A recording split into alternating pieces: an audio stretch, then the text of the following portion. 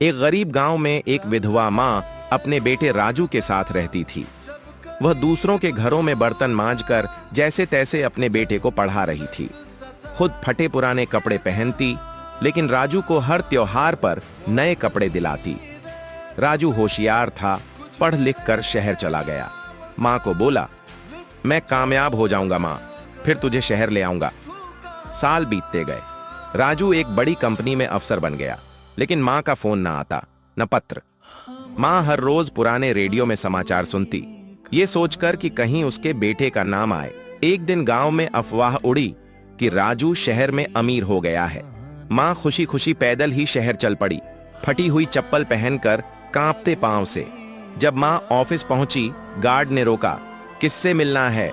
माँ बोली, मेरा बेटा यहाँ अफसर है, राजू। राजू को खबर दी गई, लेकिन उसने कहलवा दिया, कह दो मैं